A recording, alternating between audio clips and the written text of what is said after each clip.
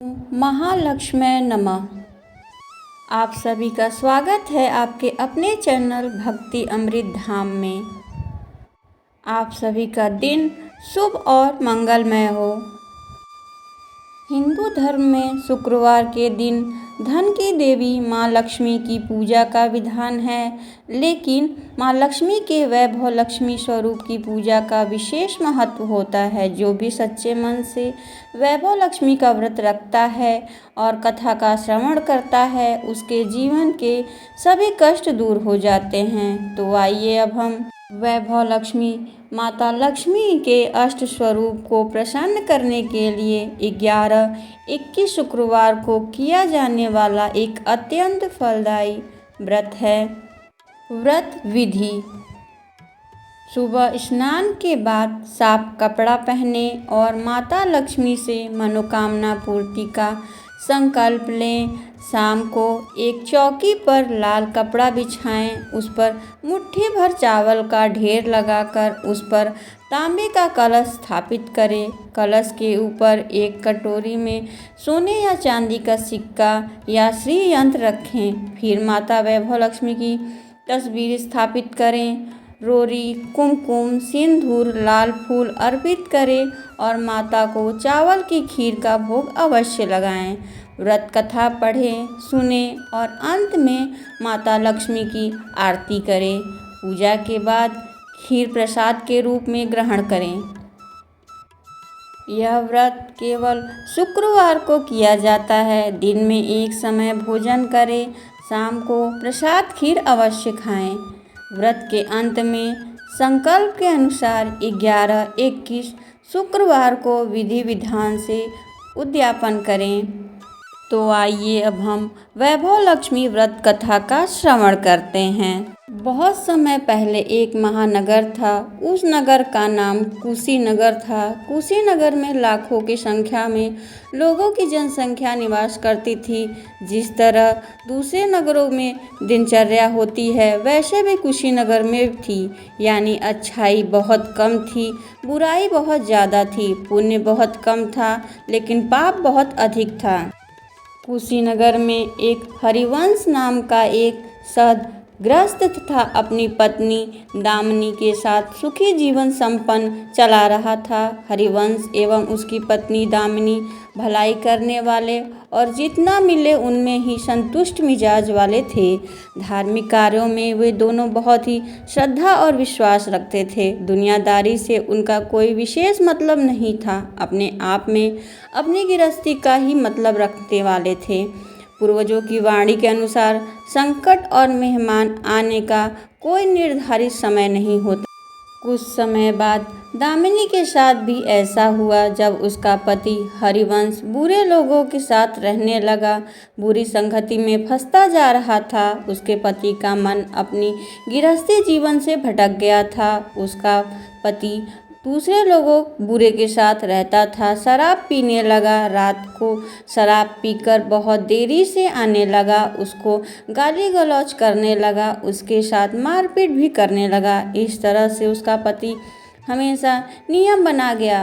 वह वेश्यागमन करने लगा, जुए, सट्टे आदि रेस आदि बुरे कर्मों को भी करने लगा, जिससे वह बुरी तरह से जीवन को भ्रष्ट करने लगा। हरिवंश अधिक धन कमाने की इच्छा से उसकी बुद्धि भ्रष्ट हो गई। वह उचित कार्यों को, अपने शौक को पूरा करने के लिए गलत लोगों के साथ रहने लगा। अच्छे बुरे का ज्ञान नहीं रहा। वह अपनी बुरी संगत के फलस्वरूप उसने अपने घर की सभी वस्तुओं को बेच दिया। अब उसके घर में बेचने के लिए कुछ नहीं बचा था। इस कारण वो लोगों को पहले उसको सम्मान दिया करते थे, वही लोग अब उससे दूरी बनाने लगे। उसकी कोई सहायता करने के लिए तैयार नहीं था। उसकी हालत भूख के मारे भिखारी की तरह हो गया। लेकिन दामिनी बेहद ही संयमी और संस्कारी और आशा रखने वाली थी।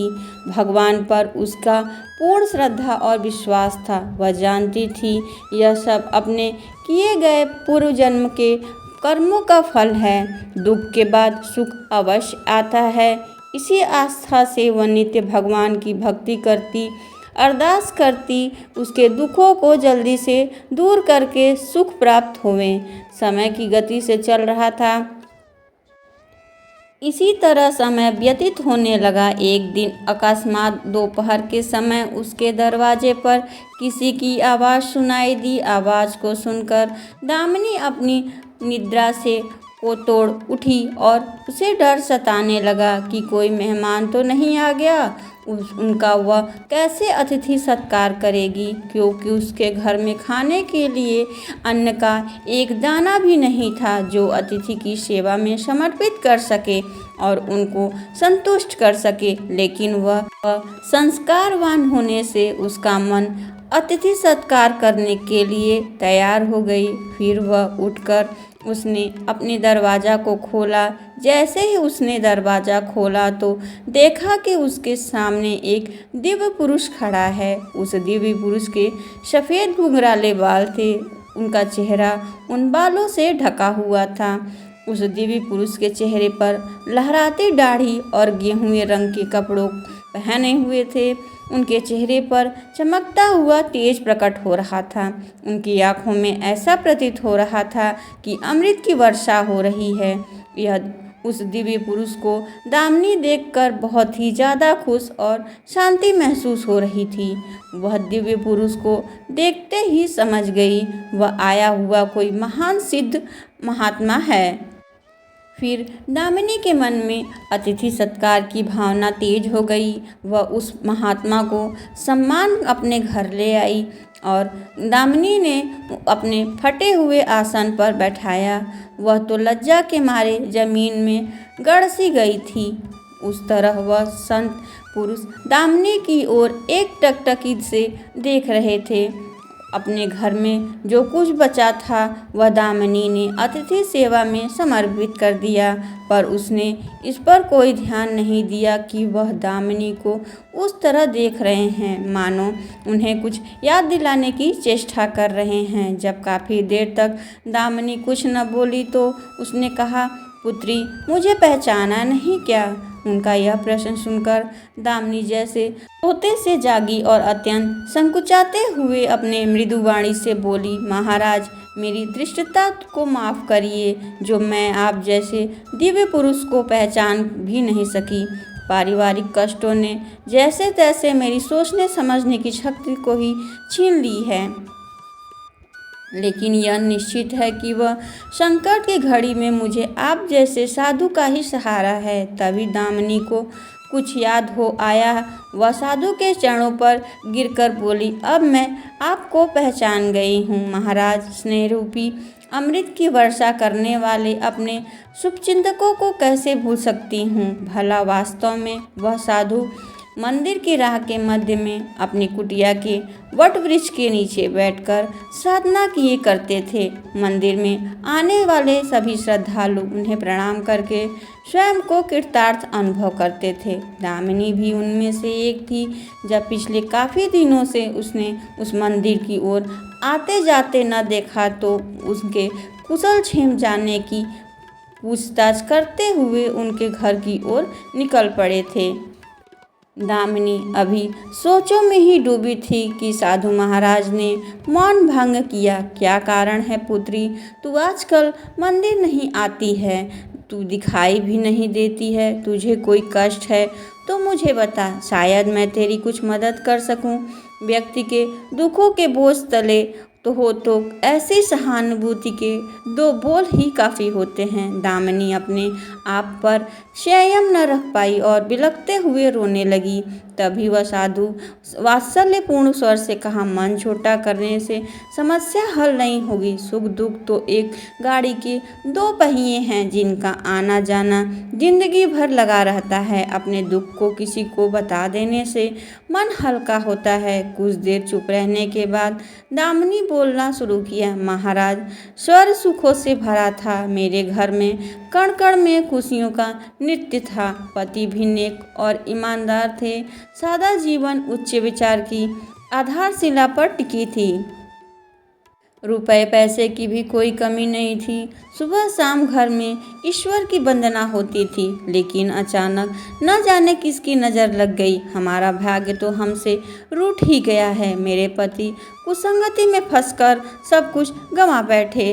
अब तो लगता है कि मेरी साया भी साथ छोड़कर जाने को तैयार बैठी है। भिखारियों से भी बदतर हालात हो गई है। भरी दास्तान करुणा का दुख को सुनकर साधु महात्मा का हृदय हाहाकार करके उठा और वह द्रविड़ स्वर से बोले, पुत्री, कर्म का लिखा तो सभी को भोगना पड़ता है। तुम्हारे दुखों और कष्टों का भी पूर्वजन्म के कर्मों से रिश्ता है, लेकिन तुम किसी तरह की चिंता मत करो। सब कुछ पहले से ही तय हो गया है। दुख भोगने की प्राप्ति के बाद सुख की प्राप्ति होती है। समय जैसा चलता है, दुख को भोगने पर सच्चे सुख की प्राप्ति होती है। तुम लक्ष्मी जी के प्रति श्रद्धा भाव और विश्वास लगातार बनाए रखो। माँ लक्ष्मी सबका उद्धार करने और प्यार छलकते के सागर हैं। अपने भक्तों पर हमेशा विशेष अनुकंपा रखने वाली होती हैं। तुम तो अपने आस्था और श्रद्धा भाव के साथ माँ वैभव लक्ष्मी का व्रत करना शुरू करो। तुम्हारा श्रद्धा और विश्वास आखिर में अवश्य रंग लाएगी। दामिनी एक समझदार व ज्ञानवंती संस्कारी औरत थी। वह धर्म कर्म में विशेष विश्वास रखती थी और माँ वैभव लक्ष्मी के व्रत की बात सुनकर उसका चेहरा दमक उठा। महाराज, इस व्रत को करने से मेरे परिवार पर आई मुश्किलें दूर हो सकती हैं, तो मैं इस व्रत को अवश्य करूंगी। आप कृपा करके मुझे इस व्रत को कैसे किया जाता है, किस किस से शुरू किया जाता है और आप इसकी विधि मुझे बतलाइए। साधु महात्मा दामिनी के श्रद्धा भाव एवं भक्ति भाव को देखकर खुश होकर बोले, पुत्री, पूरे संसार का कल्याण करने वाली माँ वैभव लक्ष्मी के व्रत विधि में जन कल्याण तुम्हें बता रहा हूँ, जो तुमने अपने मन में एक जगह पर स्थित करके ध्यान पूर्वक सुनना। माँ वैभव लक्ष्मी को हर शुक्रवार को कर सकते हैं। सबसे पहले व्रत को करने से पहले अपने मन में ईश्वर को साक्षी मानकर अपनी इच्छा के अनुसार दान करने का और व्रत करने का संकल्प करना होगा। किसी भी माह के शुक्ल पक्ष के शुक्रवार से यह व्रत करना चाहिए और अपनी इच्छा पूर्ति व अपने मन में किए गए संकल्प को पूरा करना चाहिए। माता वैभव लक्ष्मी को मन ही मन प्रणाम करने के बाद व्रत को करना चाहिए। व्रत के दिन प्रातःकाल जल्दी उठकर अपने दैनिक चर्या को पूरा करके स्नान आदि से निर्वृत्त होकर साफ सुथरे कपड़े को पहनना चाहिए। उसके बाद पूर्व की दिशा की ओर मुँह कर करके अपने बिछावन पर बैठ जाना चाहिए। फिर एक लकड़ी का बाजोट लेकर उस पर लाल रंग का कपड़ा बिछाकर अक्षत और चावल की ढेरी बनाकर उस पर पानी रखा हो। तांबे का कलश स्थापित करना चाहिए। उस तांबे के कलश पर एक छोटी सी कटोरी लेकर उस कलश के ऊपर ढक देना चाहिए। उस कटोरी में कोई भी चांदी या स्वर्ण का आभूषण अवश्य रखना चाहिए। यदि चांदी या सोने की कोई वस्तु ना हो तो सिक्के को ही रख देना चाहिए। माँ वैभव लक्ष्मी की कोई भी एक स्वरूप, तस्वीर या फोटो बाजोट पे रख देना चाहिए। गाय के शुद्ध घी का दीपक, अगरबत्ती, धूप बत्ती को प्रज्वलित करें। मन ही मन अपने पूर्ण श्रद्धा भाव और विश्वास रखते हुए माँ वैभव लक्ष्मी का मन में जाप करते रहना चाहिए। श्री यंत्र माँ लक्ष्मी को बहुत प्यारा यंत्र माना जाता है। उससे भी स्थापित करके नमन करते हुए सभी वस्तुओं पर जल छिड़क कर उसके बाद सभी जगह पर हल्दी कुमकुम का तिलक करें। फिर जगह पर चावल व फूल को अर्पण करने चाहिए एवं कलश की देव की पूजा भी करना चाहिए। नैवेद्य रूप में कोई भी 5 वस्तु मिठाई का अवश्य चढ़ाएं। यदि कोई मिठाई या फल न मिलने पर घर की वस्तुओं के रूप में गुड़ या शक्कर को भी प्रसाद के रूप में रख सकते हैं। उसके बाद अपने विश्वास और भक्ति भाव से माँ लक्ष्मी जी की पूजा करनी चाहिए। उसके बाद 14वें बार जय माँ वैभव लक्ष्मी, जय माँ वैभव लक्ष्मी की प्रेम भाव से बोलना चाहिए। मन में मुराद को माता के सामने रखना चाहिए। माता से सच्चे मन से अरदास करनी चाहिए। उसके बाद प्रसाद को सब में वितरण करके खुद भी ग्रहण करें। दिन में केवल एक बार ही सात्विक भोजन करें और अपने व्रत को पूर्ण करना चाहिए। पूजा में रखे चने या रुपए को लाल कपड़े में रखे गहने या रुपए को लाल कपड़े में लपेटकर अपने सुरक्षित जगह पर रख देना चाहिए। यह सभी वस्तु आगे आने वाले शुक्र की वार की पूजा करने के काम में आएगी। कलश से भरा जल तुलसी के पौधे को अर्पण करना चाहिए और चावल पक्षी को आहार स्वरूप में डालना चाहिए। ऐसी शास्त्रोक्त विधि से व्रत करने से जल्द ही फल की प्राप्ति होती है।